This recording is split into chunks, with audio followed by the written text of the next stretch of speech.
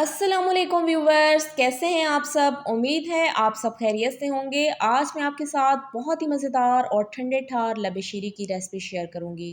गर्मी की शिद्दत बढ़ती जा रही है और ऐसी शदीद गर्मी में कुछ ठंडा मीठा खाने को जी जाता है, तो आप फटाफट से ये बनाएं और सर्व करें और यकीन माने ये बहुत ही मज़ेदार बन के तैयार होता है। और कुछ लोग समझते हैं कि ये बनाना बहुत मुश्किल है, तो ऐसा बिल्कुल नहीं है। ये बनाना बहुत ही आसान है और आज मैं आपको मुकम्मल गाइड करूंगी कि किस तरीके से हम परफेक्ट मेजरमेंट के साथ बहुत ही मज़ेदार और परफेक्ट लबे शीरी तैयार कर सकते हैं। तो चलिए बनाना स्टार्ट करते हैं ये बहुत ही मज़ेदार सा लबे शीरी।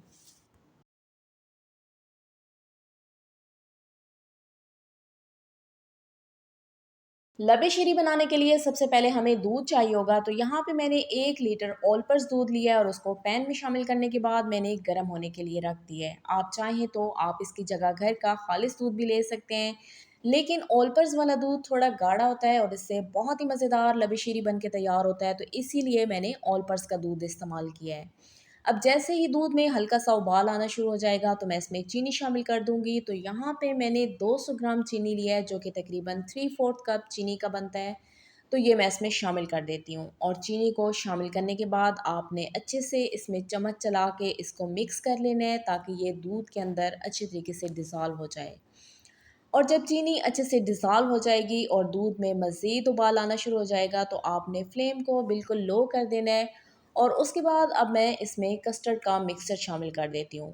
तो ये कस्टर्ड का मिक्सचर मैंने किस तरीके से तैयार किया है ये भी मैं आपको बता देती हूँ। उसके लिए मैंने हाफ़ कप दूध का लिया है और उसमें 4 टेबल स्पून मैंने वनीला कस्टर्ड शामिल करने के बाद उसको अच्छे तरीके से मिक्स करके एक मिक्सचर तैयार कर लिया है।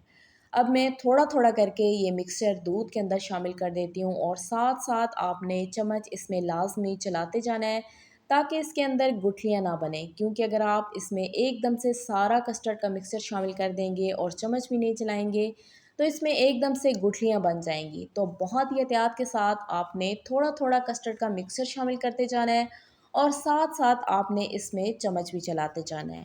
वैसे तो 1 लीटर दूध के हिसाब से ये कस्टर्ड के मिक्सचर की बिल्कुल परफेक्ट मेजरमेंट है, लेकिन फिर भी अगर आपको महसूस हो कि कस्टर्ड एकदम से गाढ़ा हो रहा है, तो फिर आप इसमें मिक्सचर डालना बंद कर दें और इसको लो फ्लेम पे 8 से 10 मिनट के लिए पका लें। तो मैंने इसमें सारा मिक्सचर शामिल कर दिया है।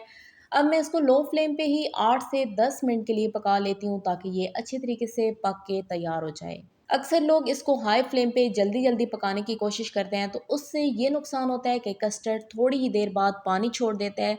तो अगर आप इस तरीके से इसको लो फ्लेम पे 8 से 10 मिनट के लिए पकाएंगे, तो माशाल्लाह से बहुत ही अच्छा मज़ेदार ये स्मूथ सा कस्टर्ड बन के तैयार होगा। तो इसको आपने बहुत ज़्यादा गाढ़ा नहीं करना है, क्योंकि ये इतना गाढ़ा नहीं होता है जितना कि कस्टर्ड बन के तैयार होता है, बल्कि उससे थोड़ा कम ही होता है। तो नेक्स्ट स्टेप में मैं आपको इसकी कंसिस्टेंसी चेक करवाऊंगी कि आपने इसको किस हद तक गाढ़ा रखना है। तो देखिए व्यूवर्स, 8 से 10 मिनट के लिए मैंने इसको लो फ्लेम पे पकाया है। आप इसकी कंसिस्टेंसी चेक कर लें कि ये किस हद तक गाढ़ा है, तो आपने इसको इतना ही गाढ़ा रखना है। अब आपने फ्लेम को बंद कर देना है और सबसे पहले इसे रूम टेम्परेचर पे ठंडा करना है और उसके बाद आपने इसको 1 से 2 घंटे के लिए फ्रिज में रख देना है, ताकि ये बहुत ही अच्छे तरीके से ठंडा हो जाए। अब हम चलते हैं नेक्स्ट स्टेप की तरफ। अब हम लबे शीरी के लिए जेली बना के तैयार कर लेते हैं, क्योंकि लबे शीरी में जेलियों का इस्तेमाल तो लाजमी होता है और ये आपकी चॉइस पे डिपेंड करता है कि आप इसमें कितने फ्लेवर्स की जेली ऐड करना चाहते हैं। तो मैं आज लबे शीरी में 3 फ्लेवर्स की जेली ऐड करूंगी और साथ साथ आपको बनाना भी सिखाऊंगी कि किस तरीके से आप परफेक्ट जेली बना के तैयार कर सकते हैं। तो जेली बनाने के लिए सबसे पहले यहाँ पे मैंने एक पैन लिया है और पैन में मैं 1 कप पानी का शामिल कर देती हूँ। अब यहाँ पे बहुत से लोग ये गलती करते हैं कि वो जो डब्बे के ऊपर इंस्ट्रक्शंस लिखी होती हैं उनको फॉलो करते हैं और उनको फॉलो करते हुए वो इसमें 2 कप पानी के शामिल कर देते हैं, जिसकी वजह से जेली नरम बनती है और वो थोड़ी देर बाद ही टूटना शुरू हो जाती है। तो आपने ये गलती बिल्कुल नहीं करनी है, बल्कि आपने इसमें 1 कप पानी का इस्तेमाल करना है। उससे आपकी बहुत ही अच्छी जेली बन के तैयार होगी और वो बिल्कुल भी टूटेगी नहीं। मैंने यहाँ पे रफ़ान की जेलीज़ ली हैं, आप किसी भी ब्रांड की जेलीज़ ले सकते हैं, जो भी आपको पसंद हो और जो भी आपके पास अवेलेबल हो। अब जैसे ही पानी गर्म हो जाएगा तो मैं इसमें ये जेली पाउडर शामिल कर दूंगी। तो एक पूरा पैकेट आपने 1 कप पानी के अंदर शामिल कर देना है और इसको अच्छे तरीके से मिक्स कर लेना है और चम्मच इसमें मुसलसल चलाते रहना है, ताकि ये इसमें बहुत ही अच्छे तरीके से डिज़ोल्व हो जाए। और जैसे ही ये जेली पानी के अंदर अच्छे तरीके से डिज़ोल्व हो जाएगी, 1 سے 2 منٹ کے لیے آپ نے اس کو پکانا ہے اور اس کے بعد آپ نے فلیم کو بند کر دینا ہے۔ تو دیکھیں ویورز، جیلی اچھے طریقے سے ڈیزالو ہو چکی ہے اور اس کو میں نے 1 سے 2 منٹ کے لیے مزید پکا بھی لیا ہے۔ اب آپ نے فلیم کو بند کر دینا ہے اور اس کو آپ نے کسی بھی گہرے برتن کے اندر نکال لینا ہے۔ تو اس کے لیے آپ کوئی پلیٹ بھی لے سکتے ہیں یا کوئی آپ سرونگ ڈش بھی لے سکتے ہیں، اس کے اندر آپ اس کو نکال لیں۔ اور اس کو سرونگ ڈش میں نکالنے کے بعد سب سے پہلے آپ نے اس کو روم ٹمپریچر پہ ٹھنڈا کرنا ہے اور اس کے بعد آپ نے اسے 15 سے 20 منٹ کے لیے فریج میں رکھ دینا ہے تاکہ یہ اچھے طریقے سے سیٹ ہو جائے اور ٹھنڈی بھی ہو جائے۔ تو دیکھیں ویورز، یہاں پہ میں نے آپ کو ایک فلیور کی جیلی بنا کے دکھا دی ہے، اسی طریقے سے میں باقی کی جیلیز بھی بنا کے تیار کر لیتی ہوں۔ جیلیز بنانے کے بعد اب ہم سوئیوں کو بوائل کر کے تیار کر لیتے ہیں، کیونکہ یہ بھی لب شیریں کے اندر لازمی استعمال ہوتی ہیں۔ تو اس کے لیے یہاں پہ میں نے ایک پین لیا ہے اور پین میں میں نے 3 گلاس پانی کے شامل کر دیے ہیں۔ پانی کا استعمال آپ نے کھلا کرنا ہے تاکہ سوئیاں اچھے طریقے سے بوائل ہو جائیں اور وہ آپس میں چپکے نہ۔ اب جیسے ہی پانی ہلکا سا گرم ہو جائے گا تو میں اس میں 1 کپ بھر کے رنگین سوئیوں کا شامل کر دوں گی۔ یہ ایزیلی مارکیٹ میں اویلیبل ہوتی ہیں اور ہر شاپ سے آپ کو آسانی سے مل جاتی ہیں۔ تو میں اس کو اچھے طریقے سے مکس کر لیتی ہوں اور مکس کرنے کے بعد آپ نے اس کو 6 سے 7 منٹ کے لیے اچھے طریقے سے بوائل کرنا ہے تاکہ یہ سوئیاں اچھے سے بوائل بھی ہو جائیں اور ان کی شکل بھی برقرار رہے، تو یہ ٹوٹے بھی نہ۔ سوئیاں بھی اچھے طریقے سے بوائل ہو چکی ہیں۔ اب آپ نے فلیم کو بند کر دینا ہے، ان کو سٹین کر لینا ہے اور ایک دفعہ لازمی آپ نے اس کے اوپر ٹھنڈا پانی ڈال دینا ہے تاکہ یہ سوئیاں آپس میں چپکے نہ۔ اب ہم چلتے ہیں نیکسٹ اسٹیپ کی طرف۔ تو اس میں اب ہم نے ساری چیزوں کی مکسنگ کرنی ہے۔ تو سب سے پہلے یہاں پہ آپ نے ایک بڑا بول لے لینا ہے اور بول کے اندر میں 1 پیکٹ آل پرپز کریم کا شامل کر دوں گی۔ تو میں یہاں پہ آل پرپز کریم لے رہی ہوں، آپ اس کی جگہ کوئی بھی کریم استعمال کر سکتے ہیں۔ کریم شامل کرنے کے بعد آپ نے اس کو ایک دفعہ ہینڈ مکسر کی مدد سے اچھے طریقے سے مکس کر لینا ہے۔ تو دیکھیں ویورز، یہاں پہ آپ بیٹر کا استعمال بھی کر سکتے ہیں، لیکن اگر آپ کے پاس بیٹر نہ ہو تو پھر آپ ہینڈ مکسر سے ہی اس کو اچھے طریقے سے مکس کر لیں۔ کریم کو اچھے طریقے سے بیٹ کرنے کے بعد اب میں اس میں کسٹرڈ شامل کر دیتی ہوں، جس کو میں نے اچھے طریقے سے ٹھنڈا کر لیا ہے۔ یہاں پہ آپ نے اس بات کا لازمی دھیان رکھنا ہے کہ آپ کی کریم بھی اچھے طریقے سے ٹھنڈی ہونی چاہیے اور کسٹرڈ کو بھی آپ نے اچھے طریقے سے ٹھنڈا کیا ہوا، کیونکہ اگر آپ اس میں کسی بھی گرم چیز کا استعمال کریں گے تو آپ کا سارا لب شیریں خراب ہو جائے گا۔ تو لازمی آپ نے ساری چیزوں کو بہت ہی اچھے طریقے سے ٹھنڈا کر لینا ہے۔ اب کسٹرڈ شامل کرنے کے بعد آپ نے دوبارہ سے کریم اور کسٹرڈ کو اچھے طریقے سے مکس کر لینا ہے تاکہ اس کے اندر لمپس بالکل بھی نہ ہوں اور یہ بہت ہی اچھا سافٹ سا اور کریمی سا ٹیکسچر بن جائے اس کا۔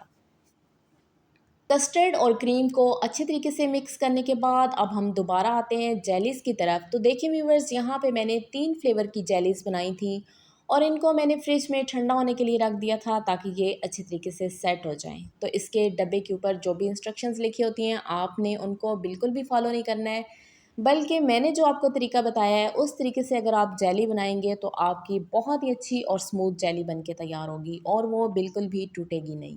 سب سے پہلے ہم مینگو فلیور کی کٹنگ کر لیتے ہیں۔ تو اب آپ نے ایک چھری لے لینی ہے اور اس کی نوک کی مدد سے آپ نے اس طریقے سے پہلے لمبائی کے رخ میں ساری کٹنگ کر لینی ہے اور لمبائی کے رخ میں کٹنگ کرنے کے بعد پھر آپ نے اس کو چوڑائی کے رخ میں کٹنگ کر لینی ہے اور جتنے بھی سائز کے آپ کو کیوبز پسند ہوں آپ اپنی پسند کے مطابق ان کی کٹنگ کر لیں۔ تو دیکھیں ویورز، ماشاءاللہ سے بہت ہی اچھی ہماری یہ جیلی بن کے تیار ہوئی ہے۔ اسی طریقے سے میں باقی کی ساری جیلیز کی بھی کٹنگ کر لیتی ہوں۔ جیلیز کی کٹنگ کرنے کے بعد اب میں اس میں شامل کیے جانے والے فروٹس کی بھی آپ کو ڈیٹیل بتا دیتی ہوں۔ تو یہاں پہ میں نے 1 کپ انگور لیے ہیں، 1 کپ ہی میں نے کیلے لیے ہیں اور ان کو میں نے سلائس کی شکل میں کاٹ لیا ہے اور ساتھ ہی میں نے 1 کپ سیب لے لیے ہیں اور ان کو بھی میں نے چھوٹے چھوٹا کیوبس کی شکل میں کاٹ لیا ہے۔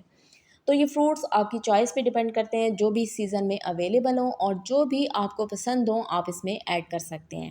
اور اس کے ساتھ ہی یہاں پہ میرے پاس وہ بوائل کی ہوئی رنگین سوئیاں بھی ہیں۔ ابھی یہ آپ کو بہت ہی چپکی ہوئی نظر آئیں گی، لیکن جیسے ہی یہ کسٹرڈ کے مکسچر کے اندر جائیں گی تو یہ اچھے طریقے سے سیٹ ہو جائیں گی۔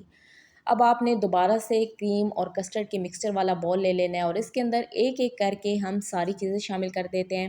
تو سب سے پہلے آپ نے اس میں سوئیاں شامل کرنی ہیں اور سوئیوں کو شامل کرنے کے بعد آپ نے فورک لے لینا ہے اور فورک کی مدد سے پھینٹتے ہوئے آپ نے اس کو اچھے سے مکس کر لینا ہے اور بہت ہی آسانی کے ساتھ یہ اس میں مکس ہو جائیں گی اور الگ الگ بھی ہو جائیں گی۔ تو دیکھیں ویورز، سوئیوں کو میں نے اچھے طریقے سے مکس کر لیا ہے۔ اب ہم اس میں ایک ایک کر کے سارے فروٹس شامل کر دیتے ہیں۔ تو سب سے پہلے میں اس میں 1 کپ بھر کے سیب کا شامل کر دیتی ہوں، ساتھ ہی میں اس میں کیلے بھی شامل کر دیتی ہوں اور اس کے بعد میں اس میں انگور بھی شامل کر دیتی ہوں۔ آپ کی چوائس پہ ڈیپینڈ کرتا ہے، اگر آپ کو پائن ایپل پسند ہو تو آپ اس میں پائن ایپل بھی ایڈ کر سکتے ہیں، لیکن یہ آپشنل ہے۔ فروٹس شامل کرنے کے بعد آپ نے دوبارہ سے اس کو ایک دفعہ اچھی طریقے سے مکس کر لینا ہے، اور اس کے بعد میں اس میں ایک ایک کر کے ساری جیلیز بھی شامل کر دوں گی۔ تو سب سے پہلے ہم اس میں ریڈ والی جیلی شامل کریں گے، اس کے بعد میں اس میں یلو والی جیلی بھی شامل کر دوں گی، اور اس کے بعد میں اس میں گرین والی جیلی بھی شامل کر دوں گی۔ اب یہاں پہ ایک بات میں آپ کو بتاتی چلوں کہ میں نے جتنی بھی جیلیز بنائی تھی وہ ساری میں نے اس میں شامل نہیں کی ہیں، آدھی جیلیز میں نے اس میں شامل کر دی ہیں اور آدھی کو میں نے گارنشنگ کے لیے بچا لیا ہے۔ تو یہ سب آپ کی چوائس پہ ڈیپینڈ کرتا ہے کہ آپ کس طریقے سے اس کو گارنش کرنا چاہتے ہیں۔ تو میں اینڈ پہ آپ کو دکھاؤں گی کہ میں نے کس طریقے سے اس کو گارنش کیا، اور اس کے لیے میں نے آدھی جیلیز بچا کے رکھ لی ہیں۔ اگر آپ نے فوراً سے لبِ شیریں کو سرو کرنا ہو تو آپ اس میں جیلیز شامل کر دیں، لیکن اگر آپ نے اس کو دیر سے سرو کرنا ہو تو آپ اس میں جیلیز اسی وقت شامل کریں جس وقت آپ نے اس کو سرو کرنا ہو، کیونکہ اکثر جیلیز جو ہوتی ہیں وہ کلر چھوڑ دیتی ہیں، خاص طور پہ جو ریڈ کلر والی جیلی ہوتی ہے یعنی کہ اسٹرابری فلیور والی، تو وہ کلر چھوڑ دیتی ہے۔ تو جس وقت آپ نے سرو کرنا ہو اسی وقت آپ اس میں جیلیز شامل کریں۔ میں نے کیونکہ ابھی سرو کرنا ہے تو اسی لیے میں نے اس میں ساری جیلیز شامل کر دی ہیں اور اس کو اچھے طریقے سے مکس کر لیا، اور ماشاءاللہ سے بہت ہی مزیدار ہمارا یہ لبِ شیریں بن کے تیار ہوا ہے۔ اس بات کا آپ نے دھیان رکھنا ہے کہ ساری چیزیں جتنے بھی اس میں فروٹس ہیں، جیلیز ہیں، کسٹرڈ کریم، ساری چیزیں اچھے طریقے سے ٹھنڈی ہونی چاہیے۔ لبِ شیریں ہمارا بن کے تیار ہو چکا ہے، تو اب آپ نے کوئی بھی پیارا سا سرونگ بول لے لینا ہے اور اس کے اندر آپ نے سارا لبِ شیریں شامل کر دینا ہے۔ تو یہاں پہ میں نے بہت ہی پیارا سا سرونگ بول لے لیا اور اس کے اندر میں یہ سارا لبِ شیریں شامل کر دیتی ہوں، اور 1 لیٹر دودھ سے ایزیلی آپ 2 سرونگ بول تیار کر سکتے ہیں، اور ماشاءاللہ سے بہت ہی مزیدار یہ میٹھا بن کے تیار ہوتا ہے۔ تو آپ نے اس ریسپی کو ضرور ٹرائی کرنا ہے اور مجھے فیڈ بیک میں بتانا ہے کہ آپ کو میری یہ لبِ شیریں کی ریسپی کیسی لگی۔ سرونگ بول میں نکالنے کے بعد اب جس طریقے سے بھی آپ کو گارنشنگ پسند ہو آپ اپنی پسند کے مطابق اس کی گارنشنگ کر لیں۔ میں اس کے اوپر تھوڑے سے ڈرائی فروٹس اور تھوڑی سی جیلی ایڈ کر دوں گی، اور اس کے بعد میں آپ کو اس کی فائنل لک دکھاتی ہوں۔ تو دیکھیں ویورز، یہ ہے ہمارے لبِ شیریں کی فائنل لک۔ ماشاءاللہ سے بہت ہی مزیدار ہمارا یہ لبِ شیریں بن کے تیار ہوا ہے۔ تو آپ نے اس ریسپی کو گھر پہ ضرور ٹرائی کرنا ہے، اور مجھے یقین ہے کہ اگر آپ نے میری ریسپی کو فالو کر کے لبِ شیریں بنا لیا تو یقین کرے سب کو اتنا پسند آئے گا کہ سب آپ سے بار بار اس کو بنوانے کی فرمائش کریں گے۔ اگر آپ کو میری یہ لبِ شیریں کی ریسپی اچھی لگی ہو تو ویڈیو کو لائک اور شیئر ضرور کریں۔ میرے چینل پہ نئے ہیں تو چینل کو سبسکرائب کرنا مت بھولیے گا، آپ کی سپورٹ میرے لیے بے حد قیمتی ہے۔ دعاؤں میں یاد رکھیے گا، ملتے ہیں ایک نئی ریسپی کے ساتھ، تب تک کے لیے شکریہ، اللہ حافظ۔